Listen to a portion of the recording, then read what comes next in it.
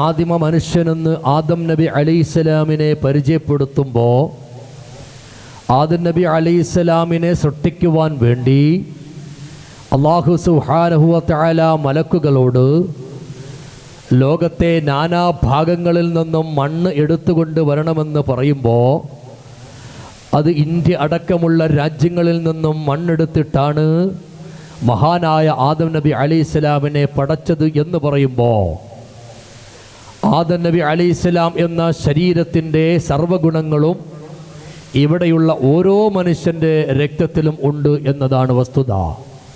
അവിടെ മതമില്ല.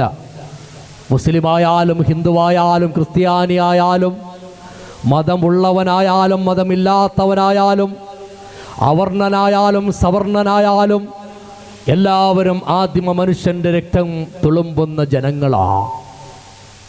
അതുകൊണ്ട് തന്നെ സ്വഭാവത്തിലും അത് കാണാനുണ്ട്. ചിലർ വെളുത്തവർ, ചിലർ കറുത്തവർ, ചിലർ മണ്ണിൻ്റെ നിറമുള്ളവർ, ചിലർ മണലിൻ്റെ നിറമുള്ളവർ, ചിലർ പറയാൻ പറ്റാത്ത നിറമുള്ളവർ, അങ്ങനെ പലവിധ നിറങ്ങളുമുള്ള മാനവ സമൂഹം. ഒരു ഭാഗത്ത് ഇംഗ്ലീഷ് സംസാരിക്കുമ്പോൾ മറ്റൊരു ഭാഗത്ത് അറബിയിലും മലയാളത്തിലും തമിഴിലും ഹിന്ദിയിലും കന്നഡയിലും ഉറുദുവിലും തെലുങ്കിലും എല്ലാം സംസാരിക്കുകയാണ്. ആഫ്രിക്കൻ രാജ്യങ്ങളിലുള്ള ഭക്ഷണം കിട്ടാത്ത മക്കളും ആദമിൻ്റെ മക്കളാണ്. സുഖലോലുപതിയായി ജീവിക്കുന്ന രാജാവിൻ്റെ മകനും ആദമിൻ്റെ മക്കളാണ്. ഇങ്ങനെ ആദം നബി അലൈഹിസ്സലാമിൻ്റെ മക്കളിൽ പെടുന്ന എല്ലാ ഭാഷ വേഷ വർണ്ണ വ്യത്യാസമില്ലാതെ ഇവിടെ എല്ലാവരും തുല്യരാകുന്ന ഒരേ ഒരു അവസ്ഥയാണ് മണ്ണിൻ്റെ മക്കൾ എന്ന വിഷയത്തിൽ.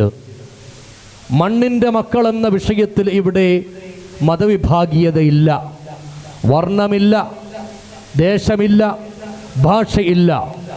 ഇവിടുത്തേക്കാണ് അല്ലാഹു സുബ്ഹാനഹു വ തആല നമ്മോട് ചോദിക്കുന്നത്.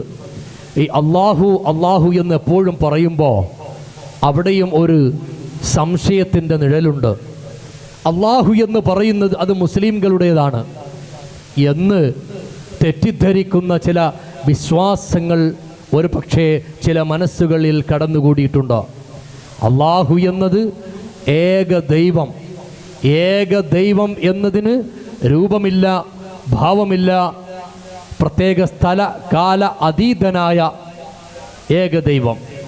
ഇക്കാണുന്ന ആകാശം, ഭൂമി, കടല്, കരകള്, മനുഷ്യർ, മൃഗങ്ങൾ, പക്ഷികൾ, മൃഗാദികൾ, ഇതൊക്കെ പടയ്ക്കുവാൻ ഇതിൻ്റെ തുടക്കം ഒരു ശക്തി ഉണ്ടാകണം. ആ ശക്തിക്ക് പറയുന്ന പേരാണ് ഏകദൈവം.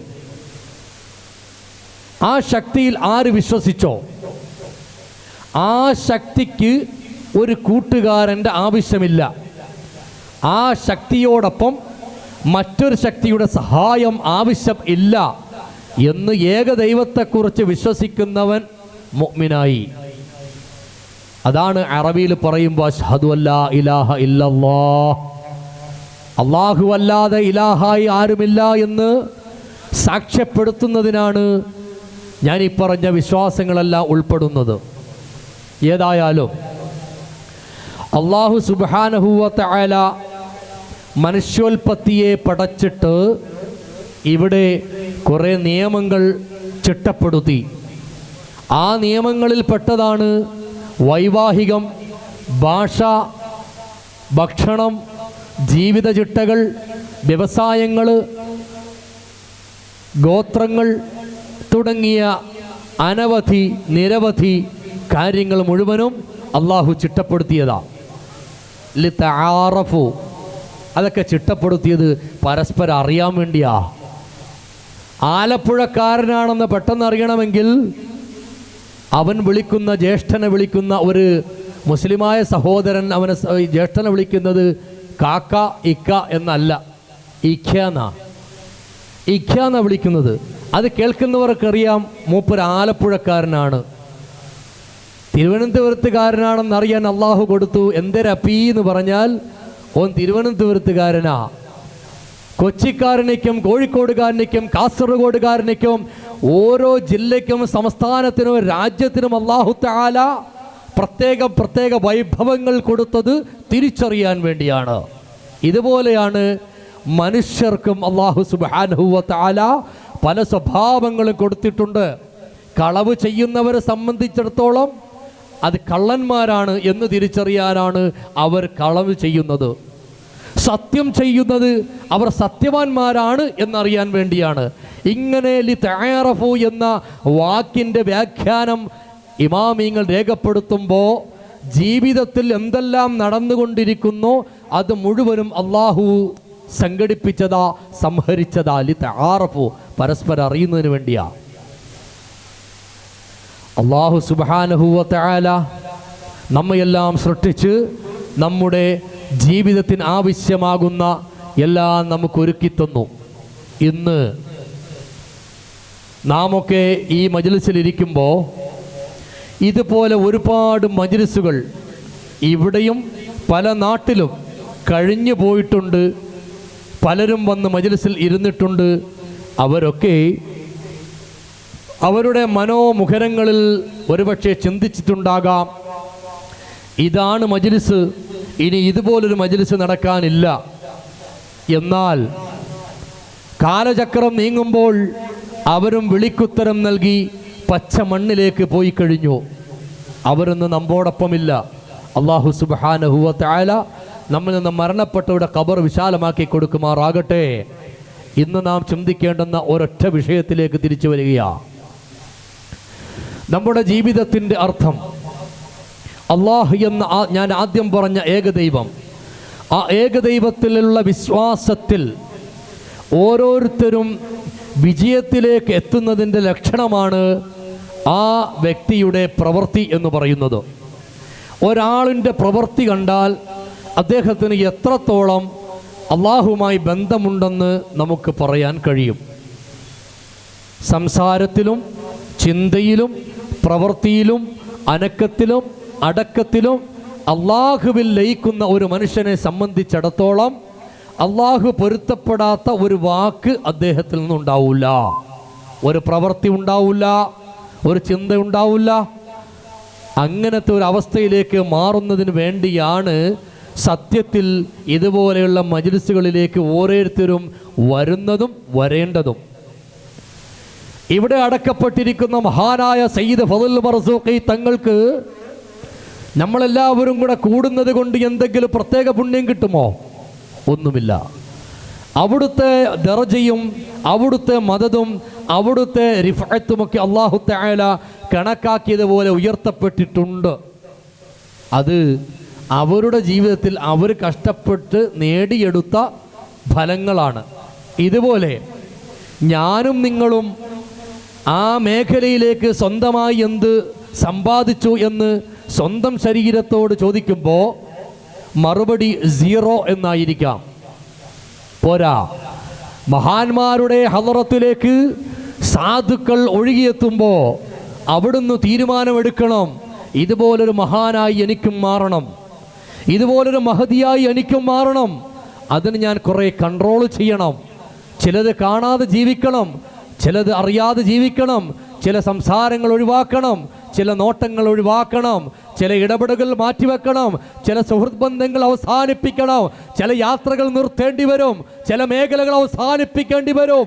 അങ്ങനെ നമ്മുടെ ജീവിതത്തിൻ്റെ യഥാക്രമത്തിലേക്ക് നാം എത്തിച്ചേരുമ്പോൾ ഈ മഹാന്മാരെ പോലെ നാമും ആയി മാറും. അല്ലാഹു തആല തൗഫീഖ് നൽകുമാറാകട്ടെ. അതുകൊണ്ട് നമ്മുടെ ചിന്ത അല്ലാഹുവിലേക്ക് ലയിക്കുന്ന ചിന്തയാകണം. ഇത് ദുനിയാവിൻ്റെ പളപളപ്പാണ്, അവസാന കാലഘട്ടമാ. ഈ കാലഘട്ടത്തിലേക്ക് തിരിഞ്ഞു നോക്കുന്ന നമുക്ക്, ഈ കാലഘട്ടത്തിൻ്റെ പിന്നിലേക്ക് പോകുന്ന നമുക്ക്, നമ്മുടെ ജീവിതത്തിൻ്റെ ഉദ്ദേശ ലക്ഷ്യങ്ങൾ ഒരുപക്ഷെ ചവിട്ടി മെതിച്ച് പോകേണ്ടി വരുന്ന ഈ കാലഘട്ടത്ത് വലത്തോട്ട് തിരിഞ്ഞാലും ഇടത്തോട്ട് തിരിഞ്ഞാലും ഹറാമിൻ്റെ ഈ നവീന കാലഘട്ടത്തിൽ ജീവിക്കുന്ന മുഅ്മിനാണെന്ന് സ്വയം അവകാശപ്പെടുന്ന, അല്ലെങ്കിൽ മുഅ്മിനാണെന്ന് കൊതിക്കുന്ന, ആഗ്രഹിക്കുന്ന ഞാനടക്കം ഓരോരുത്തരും ചിന്തിക്കേണ്ടത്, ഈ കാലഘട്ടം എനിക്ക് പറ്റിയതല്ല, ഈ കാലഘട്ടം എനിക്ക് പറ്റിയതല്ല.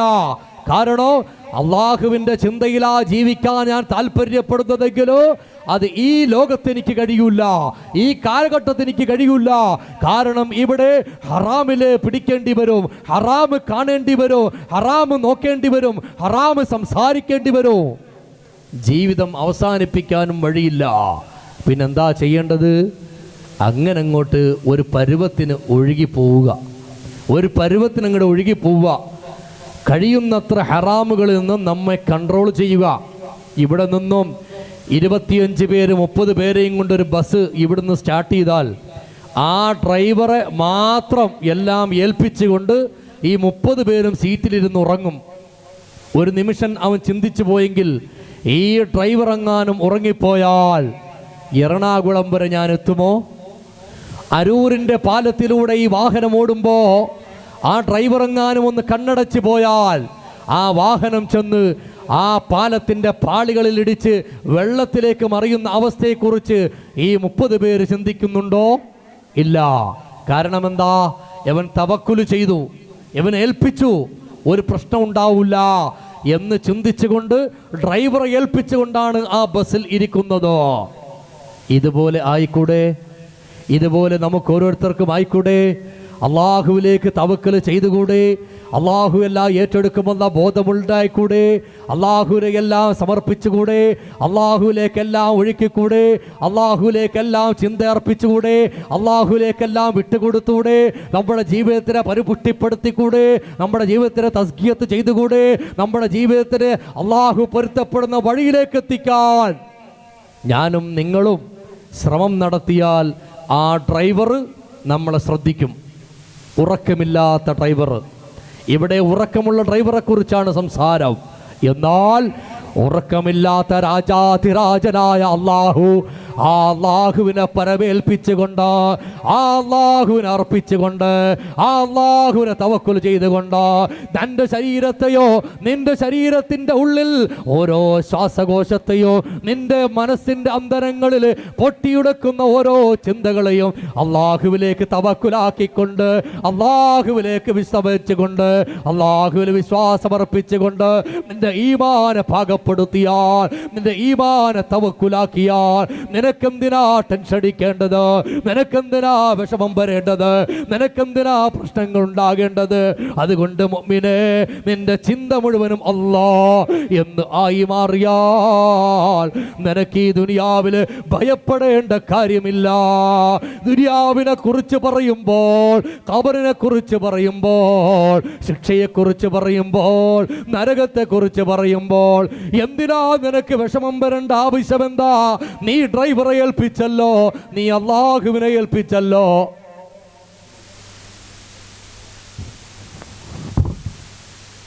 പ്രിയമുള്ള സഹോദരങ്ങളെ, നമ്മുടെ ജമാഅത്ത് അംഗങ്ങൾ കൃത്യമായി നമ്മുടെ ഭക്ഷണം കൊടുക്കുന്നിടത്തേക്ക് കടന്നു നിൽക്കണം. റോഡ് സൈഡിൽ നിൽക്കുന്ന നമ്മുടെ ചെറുപ്പക്കാർ കൃത്യമായി ഭക്ഷണം കൊടുക്കുന്നിടത്തേക്കൊന്ന് കടന്നു നിൽക്കണം. ഹൈവേ സൈഡിൽ 1-2 പേര് നിന്നിട്ട് ബാക്കി അത്ര നാസർ, നൗഷാദ്, എല്ലാവരും, അഷ്റഫ്, എല്ലാവരും, അഷ്റഫിക്ക, എല്ലാവരും അങ്ങോട്ട് പോവുക നമ്മുടെ ഭക്ഷണം കൊടുക്കുന്നിടത്തേക്ക്. സ്ത്രീകൾ കൃത്യമായി ഓഡിറ്റോറിയത്തിൻ്റെ വടക്കുവശത്തുള്ള ഗേറ്റിൽ കൂടി പടിഞ്ഞാട്ട് പോയി ഭക്ഷണം കഴിക്കുക. പുരുഷന്മാർക്ക് ഇവിടുന്ന് നേരെ പടിഞ്ഞാറോട്ട് ഇറങ്ങാൻ കഴിയും. ഇവിടെ ഭക്ഷണം ക്രമീകരിച്ചിട്ടുണ്ട്. എല്ലാവർക്കും പോയി ഭക്ഷണം കഴിച്ചിട്ട് വരാം. ഇൻഷാ അല്ലാഹ് ളുഹർ നിസ്കാരാനന്തരം ദുആയാണ്. ദുആയ്ക്ക് ശേഷമാണ് അന്നദാന വിതരണം. കൃത്യമായി ഭക്ഷണ വിതരണം ആരംഭിച്ചിട്ടുണ്ട്. അസ്സലാമു അലൈക്കും.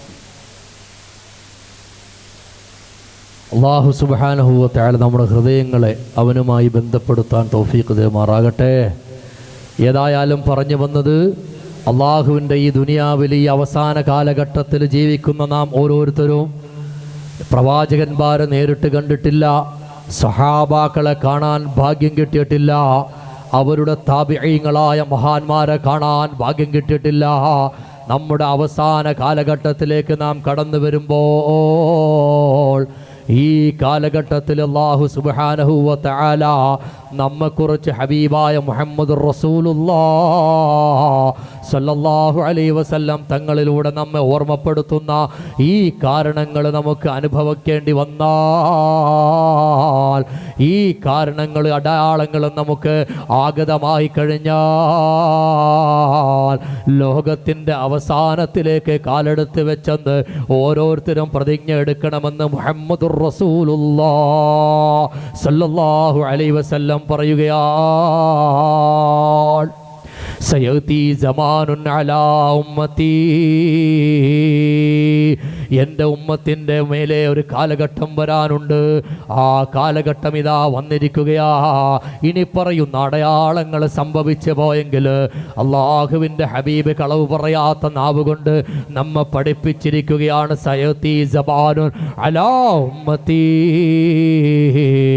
എൻ്റെ ഉമ്മത്തിൻ്റെ മേലൊരു കാലഘട്ടം വരാനുണ്ട്. ആ കാലഘട്ടം എത്തിക്കഴിഞ്ഞാൽ യുഹിബ്ബൂന ഖംസാ വയൻസൗന ഖംസാ, 5 കാര്യങ്ങൾ അവർ ഇഷ്ടപ്പെടും, 5 കാര്യങ്ങൾ അവർ മറന്നു പോകും. സഹാബ,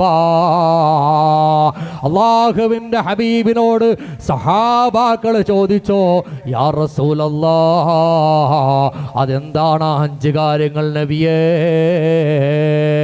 അള്ളാന്റെ ഹബീബ് പറയുകയാണ്, ഒന്നാമത്തത് യുഹിബ്ബൂനൽ മഹലാ വയൻസൗനൽ ഹിസാബാ,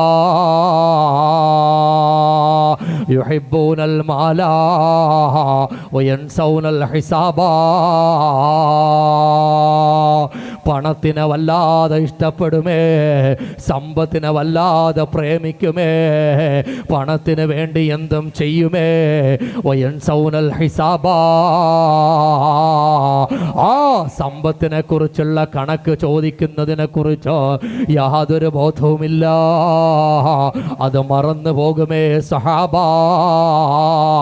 പണത്തിന് വേണ്ടി കുടുംബമില്ല, സഹോദരങ്ങളില്ല, സംഘടനയില്ല, ഗ്രൂപ്പുകളില്ല, മഹല്ല് ഭരണമില്ല, മക്കൾക്ക് വേണ്ടിയല്ല, സമ്പത്തിന് വേണ്ടി ഏതല്ല കോമാളിത്തരങ്ങൾക്കും കൂട്ടുനിൽക്കുന്ന കാലഘട്ടം വന്നാൽ അവിടുന്ന് അങ്ങോട്ട് പ്രതീക്ഷിക്കണേ സഹാബാ.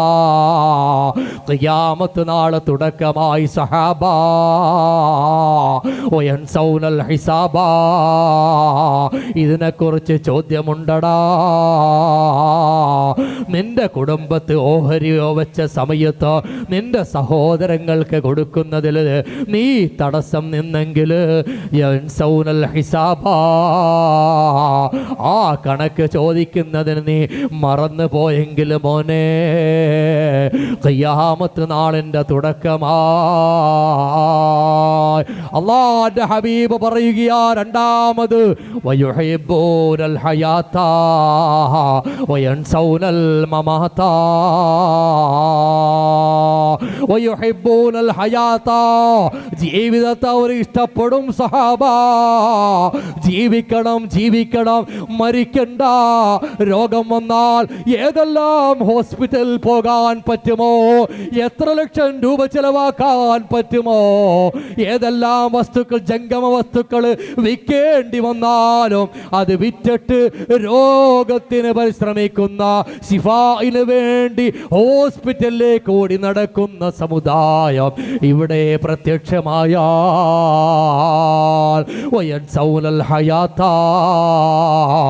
ജീവിതത്തെ വല്ലാതെ പ്രേമിക്കുന്ന ആ കൂട്ടര് വന്നാൽ മരണത്തെക്കുറിച്ച് മറന്നു പോയാൽ, ഏതു സമയവും മരിക്കുമെന്ന ചിന്ത മറന്നു പോയാൽ, അല്ലാ ഇന്നലെ രാത്രിയിൽ ഉറങ്ങാൻ കിടന്ന സഹോദരന് ബാപ്പയാ ഉമ്മയാ ഇന്ന് രാവിലെ ഉറക്കിൽ നിന്ന് വിളിക്കുമ്പോൾ അനക്കമില്ലാതെ കിടക്കുന്ന പൊന്നുമ്മ, ആ ഉമ്മ ഇന്നിതാ ജീവച്ഛവമായി കട്ടിലിൽ കിടക്കുകയാ. ആ അവസ്ഥയിൽ സ്വന്തം ഉമ്മയുടെ മയ്യത്ത് കാണുമ്പോൾ, ഉപ്പയുടെ മയ്യത്ത് കാണുമ്പോൾ, സഹോദരന്റെ മയ്യത്ത് കാണുമ്പോൾ, അല്ലാ 40 വയസ്സുള്ള ഉമ്മയാ, 30 വയസ്സുള്ള ജേഠനാ, 45 വയസ്സുള്ള ബാപ്പയാ, 20 വയസ്സുള്ള അനുജനാ, ഇവൻ ഇന്ന് തന്നെ മരിക്കുമെന്ന് യാതൊരു അടയാളവുമില്ലാതെ ഉറങ്ങാൻ കിടന്ന സഹോദരൻ രാവിലെ ജീവച്ഛവമാകുമ്പോൾ, തലേ ദിവസം വരെയും അല്ലാഹയെ കുറിച്ച് ബോധമില്ലാതെ, ഒന്ന് തൗബ ചെയ്യാതെ, ഒരു ഇസ്തിഗ്ഫാർ പറയാതെ, ഒന്ന് നിസ്കരിക്കാതെ, ഒരു സ്വതക്ക ചെയ്യാതെ, ഒരു നൽകാര്യം ചെയ്യാതെ, ഒരു സൽപ്രവൃത്തിയിൽ ഏർപ്പെടാതെ രാത്രിയിൽ ചിരിച്ചുകൊണ്ട് കിടന്നപ്പോൾ അവൻ്റെ ഉറക്കിലൊരു സൈലന്റ് അറ്റാക്ക് വരികയാ, അവനങ്ങ് മരിച്ചു പോവുകയാ. ഇനി മോനെ നിനക്ക് പ്രാർത്ഥിക്കാൻ സമയമുണ്ടോടാ? തൗബ ചെയ്യാൻ സമയമുണ്ടോ? ഖബറിലെ ശിക്ഷയൊന്ന് ക്യാൻസൽ ചെയ്യാൻ നിനക്ക് സമയമുണ്ടോ? ഇന്നലെ രാത്രി നീ ചിന്തിച്ചില്ലല്ലോ, നീ പ്രതീക്ഷിച്ചില്ലല്ലോ, നിന്റെ വീടിന്റെ വാതിക്കൽ അസ്റായീൽ വന്നെന്ന കാര്യം നീ അറിഞ്ഞില്ലല്ലോ മോനെ. ഒരുപക്ഷേ നീ അറിഞ്ഞിരുന്നെങ്കിൽ നല്ലതുപോലെ ഉറങ്ങില്ലായിരുന്നു, നല്ലതുപോലെ നീ ഉറങ്ങില്ലായിരുന്നു, നീ ഭക്ഷണം കഴിക്കില്ലായിരുന്നു. നമ്മളാരും അറിയാത്തത് കൊണ്ടാ, അസ്റായീൽ വരുന്നത് അറിയാത്തത് കൊണ്ടാ, ഇൻഫർമേഷൻ കിട്ടാത്തത് കൊണ്ടാ, മുൻകൂർ വാർത്തകൾ കിട്ടാത്തത് കൊണ്ടാ, ഒരു നോട്ടിഫിക്കേഷൻ വരാത്തത് കൊണ്ടാ നാം ആരും മരണത്തെ പേടിക്കാത്തത്. ഒരു നോട്ടിഫിക്കേഷൻ ഇറക്കിയിരുന്നെങ്കിൽ, അല്ലയോ അബ്ദുള്ള, പുറക്കാട് മജ്‌ലിസ് കഴിയുമ്പോ 2:15 നിന്റെ മരണമാടാ, 3 മണിക്ക് നിന്റെ മരണമാടാ എന്നൊരു നോട്ടിഫിക്കേഷൻ അല്ലാഹു സുബ്ഹാനഹു വ തആല ഏതെങ്കിലും വഴിയിൽ ഒന്ന് അറിയിച്ചെങ്കിൽ മോനെ നീ തൗബ ചെയ്യുമായിരുന്നു, ഇസ്തിഗ്ഫാർ ചെയ്യുമായിരുന്നു, നീ കരയുമായിരുന്നു, നീ ഭക്ഷണം കഴിക്കൂല. ഈ പുറക്കാട് മജ്‌ലിസിൽ ആണ്ട് നേർച്ചയ്ക്ക് വെച്ച് വിളമ്പുന്ന ചോറ് നീ കഴിക്കൂല. കാരണം 2 മണിക്കൂർ കഴിയുമ്പോ നീ മരിക്കാൻ പോവുകയാ. ആർക്കാ ബോധമുള്ളത്? ആർക്കാ ചിന്തയുള്ളത്? അല്ലാഹ്, ഈ മജ്‌ലിസിൽ ഇരിക്കുന്ന ഞാൻ, സംസാരിക്കുന്ന ഞാൻ, സംസാരം കേൾക്കുന്ന ഓരോരുത്തരും നെഞ്ചത്ത് കൈവച്ച് ചിന്തിക്കണേ.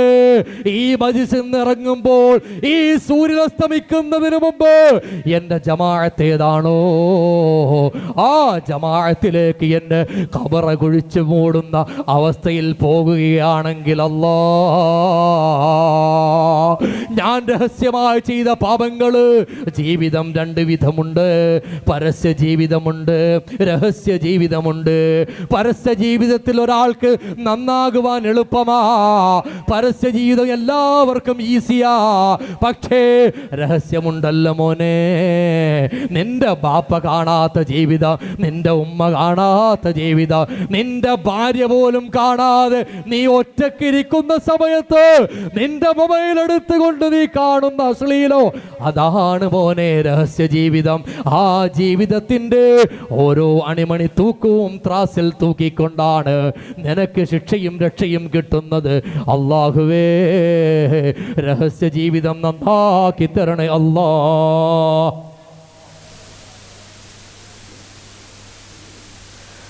സഹോദരങ്ങളെ, ഭക്ഷണം കഴിക്കാനുള്ളവർ ഇതിനിടയ്ക്കൂടെ പോയി ഭക്ഷണം കഴിക്കുക. വഅദിങ്ങനെ നടന്നുകൊണ്ടേയിരിക്കും, കഴിക്കുക, തിരിച്ചു വരിക. ഈ പറഞ്ഞ കണക്ക് നിങ്ങൾ കഴിക്കാതിരുന്നാൽ നിങ്ങളെ വയറൊട്ടിപ്പോകും, അവസാനം കുടൽ തേമ്പിപ്പോവും, അവസാനം പരാതി പറഞ്ഞ് ഒരു കാര്യമില്ല. എഴുന്നേൽക്കുക, പോയി ഭക്ഷണം കഴിക്കുക. അല്ലാഹു സുബ്ഹാനഹു വ തആല നല്ലതുപോലെ ആവശ്യത്തിന് ഭക്ഷണം കഴിക്കാനുള്ള തൗഫീഖ് നൽകുമാറാകട്ടെ. കഴിക്കുന്ന ഭക്ഷണത്തിന് അല്ലാഹു തആല നല്ല ടേസ്റ്റ് നൽകുമാറാകട്ടെ. ഇൻഷാ അല്ലാഹ്. അതുപോലെ ഭക്ഷണത്തിന് വേണ്ടി സഹായിച്ചവരുണ്ട്. സുബ്ഹാനല്ലാഹ്, ആരെല്ലാം സഹായിച്ചു? 1 മണി അരി കൊണ്ട് സഹായിച്ചവരുണ്ട്. അല്ലാഹുവേ, ഇറച്ചി സംഭാവന ചെയ്തവരുണ്ട്, പൈസ തന്നവരുണ്ട്. ആരെല്ലാം ഉണ്ടെങ്കിലും അല്ലാഹ്, ഇതിൽ നിന്ന് ഓരോ പിടി ഭക്ഷണം വാരി കഴിക്കുമ്പോഴും ഭക്ഷണത്തിൻ്റെ ബറക്കത്ത്, അതിൻ്റെ പിന്നിൽ പ്രവർത്തിച്ചവർക്ക്, സഹായിച്ചവർക്ക്, സഹകരിച്ചവർക്ക്, കണ്ടുനിന്നവർക്ക് എല്ലാവർക്കും നീ നൽകണേ അല്ലാഹ്. അതുകൊണ്ട് മോനെ, മരണമിങ്ങടുത്ത് വരികയാ. യുഹിബ്ബൂനൽ ഹയാത വയൻസൗനൽ മമാത. ജീവിതം വല്ലാതെ ആഗ്രഹിക്കുകയാ, മരണം വല്ലാതെ വെറുക്കുകയാ, മരണത്തെ മറന്നു പോവുകയാ. ഹബീബായ റസൂലുള്ളാഹ് സല്ലല്ലാഹു അലൈഹി വസല്ലം പറയുകയാണ്, സ്വഹാബ യുഹിബ്ബൂനൽ ഖുസൂറ വയൻസൗനൽ ഖുബൂറ. യുഹിബ്ബൂനൽ ഖുസൂറ വയൻസൗനൽ ഖുബൂറ. മാളികകളെ ഇഷ്ടപ്പെടും സഹാബ, വലിയ വലിയ വീടുകളോ മന്ദിരങ്ങൾ ഇഷ്ടപ്പെടും സഹാബ. വയൻസൗനൽ ഖുബൂറ. 6 അടി മണ്ണിലേക്ക് താഴ്ത്തി വെക്കുന്ന ഖബറാകുന്ന ഇരുട്ടടയെ കുറിച്ച് അവർ മറന്നു പോകും സഹാബ. അങ്ങനെ ഒരു കാലഘട്ടം വന്നാൽ ഖിയാമത്ത് നാളായെന്ന് ചിന്തിക്കണേ സഹാബ. അല്ലാഹുവിന്റെ റസൂൽ തുടരുകയാ, യുഹിബ്ബൂന ദുനിയാ വയൻസൗനൽ ആഖിറ. ദുനിയാവിന് ഇഷ്ടമാ, ആഖിറത്തിനെ വെറുപ്പാ. ദുനിയാവിന്റെ പളപളപ്പിൽ വല്ലാത്ത ഇഷ്ടമാ. സമ്പത്തിനോട് ഇഷ്ടമാ, കുടുംബത്തോട് ഇഷ്ടമാ, ഹറാമിനോട് ഇഷ്ടമാ, പലിശയോട് ഇഷ്ടമാ, അക്രമത്തിനോട് ഇഷ്ടമാ, സമരത്തോട് ഇഷ്ടമാ, ഹസദിനോട് ഇഷ്ടമാ, ഗീബത്തിനോട് ഇഷ്ടമാ, നമീമത്തിനോട് ഇഷ്ടമാ, ചതിക്കുന്നത് ഇഷ്ടമാ, വഞ്ചിക്കുന്നത് ഇഷ്ടമാ, പിടിച്ചു പറിക്കുന്നത് ഇഷ്ടമാ, കളവ് പറയുന്നത് ഇഷ്ടമാ, കൊല നടത്തുന്നത് ഇഷ്ടമാ. അല്ലാഹുവേ, അങ്ങനെ അല്ലാഹ് പൊരുത്തപ്പെടാത്ത മുഴുവനും ഇഷ്ടപ്പെടുന്ന കാലഘട്ടം വന്നാ അല്ലയോ സഹാബ, ഖിയാമത്ത് നാളാണെന്ന് കരുതിക്കോ സഹാബ. അല്ലാഹുവിന്റെ റസൂൽ തുടരുകയാ, വയുഹിബ്ബൂനൽ ഖൽഖ വയൻസൗനൽ ഖാലിഖ. യുഹിബ്ബൂനൽ ഖൽഖ വയൻസൗനൽ ഖാലിഖ. സൃഷ്ടികളെ വല്ലാത്ത ഇഷ്ടമാ. അത് കള്ളുകുടിയനാണെങ്കിലും പെണ്ണുപിടിയനാണെങ്കിലും ഏതവനാണെങ്കിലും ഇഷ്ടമാ. ഇഷ്ടപ്പെടേണ്ട മാത്രം ഇഷ്ടപ്പെടുന്ന സ്വഭാവമല്ല, എല്ലാവരെയും ഇഷ്ടമാ. അത് സ്ത്രീകളെയും അന്യപുരുഷൻ അന്യസ്ത്രീയെയും അന്യസ്ത്രീ അന്യപുരുഷനെയും ഇഷ്ടപ്പെടുന്ന കാലഘട്ടമാ. വയൻസൗനൽ ഖാലിഖ. നിന്റെ ശ്വാസത്തിന്റെ കൺട്രോള്, നിന്റെ ശ്വാസത്തിന്റെ പിടിവള്ളിയിരിക്കുന്ന ഖാലിഖായ അല്ലാഹുവിനെ കുറിച്ച് മറക്കുന്ന കാലം വന്നാൽ സഹാബ, ഖിയാമത്ത് നാളായി സഹാബ. അതുകൊണ്ട് സഹോദരങ്ങളെ, ഈ പറഞ്ഞ അടയാളങ്ങൾ മുഴുവനും നമ്മുടെ ജീവിതത്തിലില്ലേ? നമ്മുടെ ഓരോ അവയവത്തിൻ്റെയും കൺട്രോള്, നമ്മുടെ ശരീരത്തിൽ കാണുന്ന ഓരോ അവയവങ്ങളും ഇത് നമ്മുടേതാണെന്ന് നാം അഹങ്കരിക്കുന്നു. പക്ഷേ ഒരെണ്ണത്തിന് കേടുവന്ന് പോയാൽ സുമുഖനായി നടക്കുന്ന ചെറുപ്പക്കാരൻ, 25 വയസ്സും 30 വയസ്സുമുള്ള ചെറുപ്പക്കാരാ, നീ ചിന്തിക്കുന്നില്ലേ? വയസ്സന്മാരെ കാണുമ്പോൾ നീ ചിന്തിക്കുന്നില്ലേ അദ്ദേഹം ഇതാ തളർന്നു പോയി?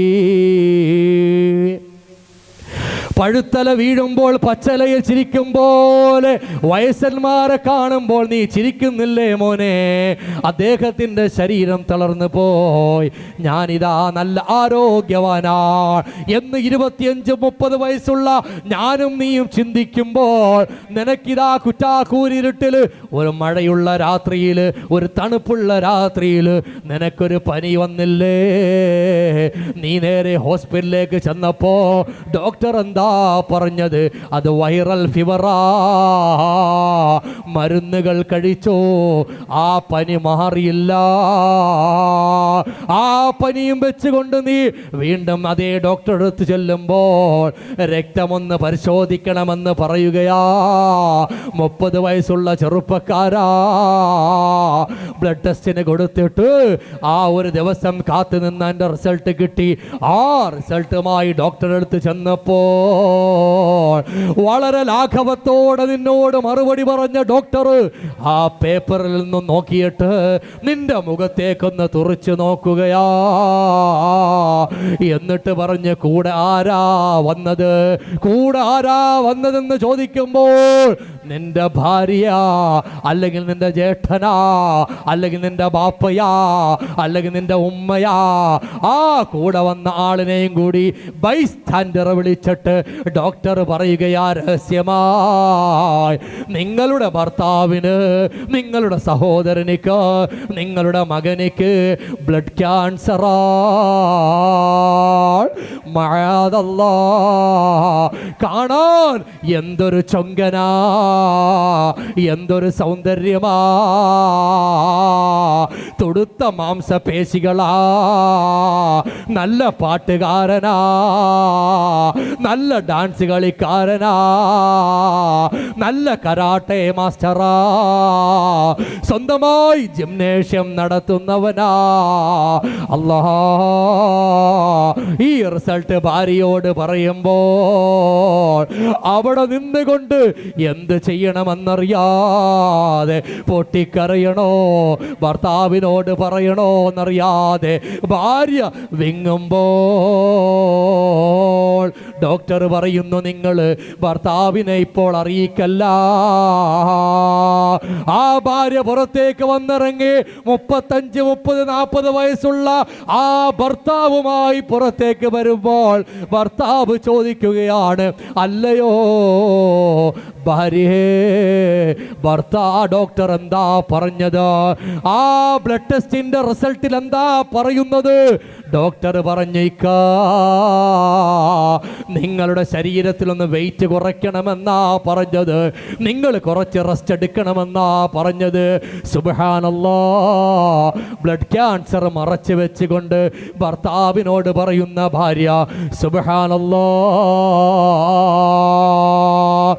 പതുക്കെ പതുക്കെ ഈ ഭർത്താവ് ഈ ചെറുപ്പക്കാരന്റെ ചെവിയിലേക്ക് ആ വാർത്ത എത്തുകയാ, കൂട്ടുകാരിലൂടെ എത്തുകയാ, അല്ലയോ സഹോദരാ, നിനക്ക് ബ്ലഡ് ക്യാൻസർ ആടാ, നിനക്ക് ബ്ലഡ് ക്യാൻസറാ, ഇനി നിനക്ക് പഴയതുപോലെ ജോലി ചെയ്യാൻ കഴിയില്ല, നിനക്ക് വെറും 35 വയസ്സാ, 30 വയസ്സാ, സമ്പാദിച്ച സമ്പാദ്യങ്ങളെ കൊണ്ട് വല്ല ഗുണവുമുണ്ടോ? അവൻ ഓരോ ദിവസം ചെല്ലുന്തോറും അവന്റെ ശരീരം ശോഷിച്ചു വരികയാ, ഭക്ഷണങ്ങൾ വേണ്ട, വെള്ളം കുടിക്കുന്നില്ല, രക്തത്തിന് അളവ് കുറഞ്ഞു വരികയാ. ഏതാനും മാസങ്ങൾ കഴിയുമ്പോൾ നല്ല ദശയുണ്ടായിരുന്ന, ശരീരമാംസപേശികൾ ഉണ്ടായിരുന്ന ചെറുപ്പക്കാരന്റെ ശരീരത്തിൽ നിന്ന് മാംസങ്ങൾ കുറഞ്ഞു വരികയാ. അവൻ കട്ടിലിലേക്ക് കിടക്കുകയാണ്. അന്ന് വരെ പള്ളിയിൽ കയറിയിട്ടില്ല, അന്ന് വരെ നിസ്കരിച്ചിട്ടില്ല, സൽക്കർമ്മങ്ങൾ ചെയ്തിട്ടില്ല, തൗബ ചെയ്തിട്ടില്ല, കട്ടിലിൽ കിടന്നുകൊണ്ട് ആലോചിക്കുകയാ, അല്ലാ,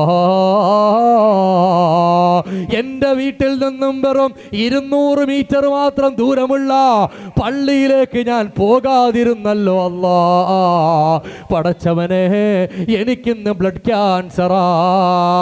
എൻ്റെ ഫോട്ടോ എടുക്കുന്നു, അടിക്കുറിപ്പ് കൊടുക്കുന്നു, വാട്സാപ്പിൽ സെൻഡ് ചെയ്യുന്നു, പലരും ഷെയർ ചെയ്യുന്നു, സ്റ്റാറ്റസ് വെക്കുന്നു. അല്ലാ, ഒരാൾ പോലും എനിക്ക് നിസ്കരിക്കാനുള്ള അവസരമുണ്ടാക്കി തരാൻ ഒരാൾക്ക് പോലും കഴിയുന്നില്ല. അല്ലാ, അങ്ങനെയുള്ള ചെറുപ്പക്കാരൻ ബ്ലഡ് ക്യാൻസർ പിടിച്ചുകൊണ്ട് കട്ടിലിൽ കിടന്നുകൊണ്ട് കരയുകയാ. മോനെ, ഈ അവസ്ഥ വരുന്നതിന് മുമ്പ് ആർക്കാരടാ ബ്ലഡ് ക്യാൻസർ, ആർക്കാരടാ ക്യാൻസർ, ആർക്കാരടാ ബ്രെയിൻ ട്യൂമർ, ആർക്കാരടാ എയ്ഡ്സ്? ഇവിടെ ആർക്കും ഉറപ്പില്ല. ഈ ശരീരത്തിന്റെ ഉള്ളിൽ നടക്കുന്ന പ്രക്രിയകൾ എന്താണെന്നറിയില്ല. അല്ലാ, ഞങ്ങളെല്ലാം ദിവസവും ഓടുകയാണ്, ദിവസവും പായുകയാണ്. ശരീരത്തിന്റെ ഉള്ളിൽ നടക്കുന്ന പ്രവർത്തനങ്ങൾ ഞങ്ങളൊന്ന് അറിഞ്ഞിരുന്നുവെങ്കിൽ നാഥ, ഞങ്ങൾ കണ്ണുകൊണ്ടൊന്ന് കാണാൻ കഴിഞ്ഞിരുന്നെങ്കിൽ അല്ലാ, ഞങ്ങൾ ശബ്ദമുണ്ടാക്കൂല, ഞങ്ങളുടെ കണ്ണ് മുഴുവനും തുറക്കൂല, ഞങ്ങൾ പിന്നെ സംസാരിക്കൂല, ഞങ്ങൾ ആവശ്യമില്ലാത്ത ഇടപെടാത്തതിൽ ഇടപെടൂല്ല എന്ന് പൊട്ടിക്കരഞ്ഞുകൊണ്ട് വാക്ക് കൊടുക്കേണ്ട അവസ്ഥയിലേക്ക് അള്ളാഹു നമ്മെ കൊണ്ടെത്തിക്കുന്നതിന് മുമ്പ് ചെറുപ്പക്കാരെ, യുവാക്കളോട് ആദ്യമായും യുവതികളോടും ഓർമ്മപ്പെടുത്തുകയാ, നിങ്ങളുടെ ജീവിതത്തിൻ്റെ ശൈലികളൊക്കെ മാറ്റണേ. നിങ്ങളുടെ ജീവിതത്തിൻ്റെ ശൈലി മാറ്റേണ്ടത് നിങ്ങളുടെ കുടുംബക്കാർക്ക് വേണ്ടിയാകരുത്, ഉസ്താദുമാർക്ക് വേണ്ടിയാകരുത്, അയൽവാസികൾക്ക് വേണ്ടിയാകരുത്, അള്ളാഹ്ക്ക് വേണ്ടി മാത്രമാകണേ. നമ്മുടെ സ്വഭാവം, നമ്മുടെ വസ്ത്രധാരണ, നമുക്കൊക്കെ ഒരു ചിന്തയുണ്ട്, നമ്മുടെ വസ്ത്രങ്ങളൊന്ന് മാറ്റിപ്പോയാൽ, ഇതുവരെ തലമറയ്ക്കാത്ത പെങ്ങൾ തലമറച്ച് തുടങ്ങിയാൽ കുടുംബത്തിൽ നിന്നും ആക്ഷേപങ്ങൾ വരാൻ സാധ്യതയുണ്ട്, കളിയാക്കാൻ സാധ്യതയുണ്ട്, ചിരിക്കാൻ സാധ്യതയുണ്ട്. ആ കാരണം കൊണ്ട് തലമറയ്ക്കാത്ത പെങ്ങന്മാരുണ്ട്. ഇന്നിവിടെ ഈ മജ്‌ലിസിൽ വന്ന പെങ്ങന്മാർ എത്രയോ പേര് തലമറയ്ക്കാതെയാ കയറി വരുന്നത്. എന്തിനാ പെങ്ങളെ നിങ്ങൾ ഈ മജ്‌ലിസിൽ വന്നത്? എന്തിനാ നിങ്ങൾ ഈ ശാപം ഏറ്റുവാങ്ങുന്നത്? നിങ്ങൾക്ക് സ്വർഗത്തിലേക്കാണോ പോകേണ്ടത്? ഇത് നരകത്തിലേക്ക് പോകാനുള്ള കാരണമാകൂലേ തലമറയ്ക്കാതെ ഈ മജ്‌ലിസിലേക്ക് വരുന്നത്? ഈ കിടക്കുന്ന അല്ലാഹുവിന്റെ വലിയ കാണുന്നില്ലേ? ഈ വലിയ ജീവനോടെ ഈ സദസ്സിലിരിക്കുകയാണെങ്കിൽ നിങ്ങൾ ആട്ടിപ്പായിക്കില്ലേ പെങ്ങന്മാരെ? അതുകൊണ്ട് തലയൊന്ന് നല്ലതുപോലെ മറയ്ക്കണേ പെങ്ങളെ, തലയൊന്ന് നല്ലതുപോലെ മറയ്ക്കണേ പെങ്ങളെ. നിങ്ങൾക്ക് എത്രയോ നല്ല വസ്ത്രങ്ങൾ അല്ലാഹു തആല ഈ ഭൂമിയിൽ തന്നിട്ടുണ്ട്, നല്ല പർദ്ദകൾ തന്നിട്ടില്ലേ? ശരീരത്തിൻ്റെ പളപളപ്പ് തിരിച്ചറിയാത്ത വസ്ത്രങ്ങൾ ഉണ്ടായിട്ടും എന്തേ ഇങ്ങനെയുള്ള 1 മീറ്ററോ 1/2 മീറ്ററോ നീളമുള്ള PVC പൈപ്പ് പോലത്തെ പാൻറ്റുമിട്ട് എന്തിനാ പെങ്ങളെ നീ മജ്‌ലിസിലേക്ക് വരുന്നത്? നിന്റെ ശരീരത്തിൻ്റെ തുടുപ്പ് ഇവിടെ ആരെ കാണാനാ? ഇവിടെ ആരെ കാണിക്കാനാ? നിന്റെ ശരീരം ഞങ്ങൾക്ക് വേണോ? അല്ലാഹുവിന്റെ ഔലിയാക്കൾക്ക് വേണോ? മുഅ്മിനീങ്ങൾക്ക് വേണോ? സാലിഹീങ്ങൾക്ക് വേണോ? അല്ലാഹുവിന്റെ ഇസ്ലാമിനെ നിങ്ങൾ എന്തിനാ പറയിപ്പിക്കുന്നത്? നിങ്ങൾക്ക് ഈ മതത്തിൽ അംഗീകാരം വേണോ? ഈ മതത്തിലാണോ ജീവിക്കുന്നത്? എങ്കിൽ ഞാൻ പറയുകയാ, മതത്തിൻ്റെ നിയമം ഏറ്റെടുക്കണേ, മതത്തിൻ്റെ സംസ്കാരം ഏറ്റെടുക്കണേ. നിങ്ങൾക്ക് ഭർത്താവിനെ അല്ലാഹു തന്നിട്ടില്ലേ? നിങ്ങൾക്ക് സഹോദരങ്ങളെ തന്നിട്ടില്ലേ? നിങ്ങൾക്ക് ബാപ്പമാരെ തന്നിട്ടില്ലേ? പിന്നെന്തിനായി കാണുന്ന ആണുങ്ങളുടെ പിന്നാലെ പോകുന്നത്? എന്തിനാ പോകുന്നത്? ചില കോഴികളുടെ സ്വഭാവം അതല്ലേ? കോഴികളുടെ പൂവൻകോഴിയുടെ സ്വഭാവം എന്താ? പൂവൻകോഴിയുടെ സ്വഭാവം എന്താ? ഒരു പെടക്കോഴിയിൽ പ്രവർത്തിച്ചാൽ അവനിക്ക് കാമം തീരുന്നില്ല. അടുത്ത കോഴിയിൽ കണ്ടാൽ അങ്ങോട്ട് ചാടിക്കയറുകയാ, അടുത്ത കോഴിയെ കണ്ടാൽ അങ്ങോട്ട് ചാടിക്കയറുകയാ. ഹലാലില്ല, ഹറാമില്ല. അല്ലാ അല്ലാ. അതുകൊണ്ട് എൻ്റെ പെങ്ങന്മാരെ, നിങ്ങൾ കാരണം ഒരു മുഅ്മിനും ചതിക്കുഴിയിൽ വീടല്ല. നിങ്ങൾ മനസ്സ് വെച്ചാൽ പുരുഷന്മാർ സ്വർഗത്തിൽ പോകാൻ അതൊരു കാരണമാകുമേ. അതുപോലെ തന്നെ നിങ്ങൾ മനസ്സ് വെച്ചാൽ ഏതൊരു മുഅ്മിനീങ്ങളെയും നരകത്തിലെത്തിക്കാൻ പറ്റുമേ. അതുകൊണ്ട് എൻ്റെ പെങ്ങന്മാരെ, സഹോദരിമാരെ, അല്ലാഹുവിനെ പേടിക്കണേ. നിങ്ങളോട് ഇങ്ങോട്ട് ആര് കൊഞ്ചിക്കുഴഞ്ഞു വന്നാലും അതൊരു പക്ഷേ ശൈത്താന്റെ ശർറിൽ പെട്ടുകൊണ്ട് അവൻ ഇങ്ങോട്ട് വന്നാലും നിങ്ങൾ ആ ബാബം അടയ്ക്കണേ, ആ വാതിലം അടയ്ക്കണേ. അതുപോലെ യുവാക്കളോട് പറയുകയാ, ചാറ്റിങ്ങിന്റെ കാലമാ, ചീറ്റിങ്ങിൽ അവസാനിക്കുന്ന കാലമാ. അതുകൊണ്ട് സഹോദരങ്ങള്, കിട്ടുന്നതെല്ലാം ഷെയർ ചെയ്യല്ല.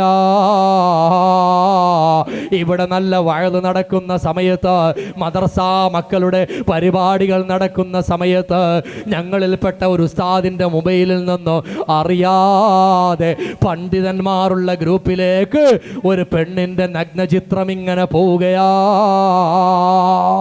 ആ പണ്ഡിതന്മാരുള്ള ഗ്രൂപ്പിൽ പാവപ്പെട്ട ഞാനുണ്ടായിരുന്നു. ആ മൊബൈൽ എടുത്ത് നോക്കുമ്പോൾ അഗ്നനഗ്നയായ പകുതി ശരീരത്തിന്റെ ഭാഗം ഭാഗം പുറത്തിട്ടുകൊണ്ട് ഒരു സ്ത്രീയുടെ ഫോട്ടോയാ അയച്ചതൊരു ഉസ്താദാ. ആ ഉസ്താദ് അയച്ചതല്ല. കാലഘട്ടത്തിന്റെ പോക്ക് നോക്കണേ. ആ പാവപ്പെട്ട ഉസ്താദിന് ഈ മൊബൈൽ ഉപയോഗിക്കാൻ അറിയില്ല. ആൻഡ്രോയിഡിന്റെ പ്രശ്നങ്ങളും പ്രതിസന്ധികളും അറിയില്ല. ആ ഉസ്താദിന് ലോക്ക് ചെയ്യാൻ അറിയില്ല, പാസ്വേഡ് അറിയില്ല, പിൻകോഡ് അറിയില്ല. ആ ഉസ്താദിന് ഒരു കാര്യം മാത്രം അറിയാം, വെറ്റിലയിൽ ചുണ്ണാമ്പ് തേക്കും പോലെ അങ്ങോട്ടും ഇങ്ങോട്ടും ഗുളം ഗുളം ഇങ്ങനെ ചെയ്യാനല്ലാതെ ഉസ്താദിനറിയില്ല. അല്ലാ, ആ പാവപ്പെട്ട ഉസ്താദിന്റെ മൊബൈലിൽ നിന്നും ആരോ അയച്ചു കൊടുത്ത പരസ്യമാ. അത് പണ്ഡിതന്മാരുടെ ഗ്രൂപ്പിലേക്ക് വീണപ്പോൾ അത് ഞാൻ കണ്ടപ്പോൾ ഓടിച്ചെന്ന് ഉസ്താദിനോട് പറഞ്ഞു, ഉസ്താദേ അവിടുത്തെ മൊബൈലിൽ നിന്ന് വീണതാന്ന് പറഞ്ഞപ്പോൾ ഉസ്താദ് കണ്ണു തള്ളിയിരിക്കുകയാ.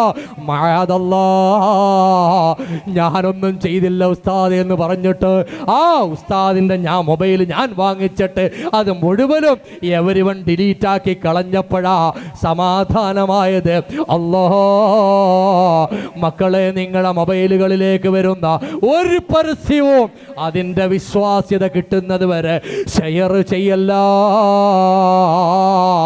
അങ്ങനെ ഷെയർ ചെയ്താൽ നാളെ അല്ലാഹുവിന്റെ കോടതിയിൽ ഈ പരസ്യം ഷെയർ ചെയ്തതിന്റെ പേരില് നിനക്ക് ചോദ്യമുണ്ട്. അല്ലാഹു സുബ്ഹാനഹു വ തആല നമ്മുടെ ചിന്തകൾ അവൻ പൊരുത്തപ്പെട്ട അവസ്ഥയിൽ എത്തിക്കുമാറാകട്ടെ. നമ്മുടെ പ്രവർത്തനങ്ങൾ, നമ്മുടെ മൊബൈലുകൾ, സുബ്ഹാനല്ലാഹ്, ഈ മൊബൈലില്ലാതെ ഇന്ന് ജീവിക്കാൻ പറ്റാത്ത അവസ്ഥയാ.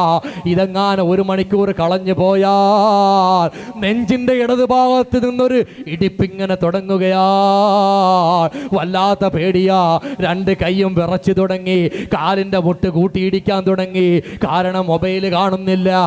ആ മൊബൈൽ എങ്ങാനും ആരുടെയെങ്കിലും കയ്യിൽ കിട്ടിയാൽ ഒരാളും അറിയാത്ത ഫോട്ടോകളുണ്ട്, ഒരാളും കാണാത്ത വീഡിയോസ് ഉണ്ട്, ഒരാളെയും കാണിക്കാതെ ഞാൻ കെട്ടിപ്പൂട്ടി വെച്ച് നടക്കുന്ന സ്ത്രീകളുടെ മൊബൈൽ നമ്പറുണ്ട്, വാട്സാപ്പ് ചാറ്റിംഗ് ഉണ്ട്. ആ ഒരൊറ്റ കാരണം കൊണ്ടാണ് ഓരോ ചെറുപ്പക്കാരും പേടിക്കുന്നത്. അല്ലാ, എൻ്റെ മൊബൈൽ തിരിച്ചു തരണേ അല്ലാ. അല്ലാതെ ആ മൊബൈൽ വെച്ചാണ് ഞാൻ യാത്ര ചെയ്യുമ്പോൾ സൂറത്ത് യാസീൻ ഓതാറുള്ളത്, സ്വലാത്ത് ചൊല്ലാറുള്ളത്, ദിക്റുകൾ ചൊല്ലാറുള്ളത്, അസ്മാഉൽ ഹുസ്ന ചൊല്ലാറുള്ളത്, ബദരിയത്ത് ചൊല്ലാറുള്ളത്, ബുർദ ചൊല്ലാറുള്ളത്. ആ കാരണം കൊണ്ട് എൻ്റെ മൊബൈൽ തിരിച്ചു തരണമല്ലോ എന്നൊരുത്തനും ദ്വാരക്കാറില്ല. ഈ മൊബൈലിലുള്ള അന്യ സ്ത്രീകളുടെ ഫോട്ടോ ഉണ്ടല്ലോ, വാട്സാപ്പ് ചാറ്റിംഗ് ഉണ്ടല്ലോ, അതാണ് മോനെ രഹസ്യ ജീവിതം. ആ രഹസ്യ ജീവിതത്തിൽ ആരെങ്കിലും വിജയിച്ചാൽ നിസ്സംശയം പറയട്ടെ, അവൻ സാധാരണ മനുഷ്യനല്ല, അവൻ ഔലിയാക്കളിൽ പെട്ടവനാ.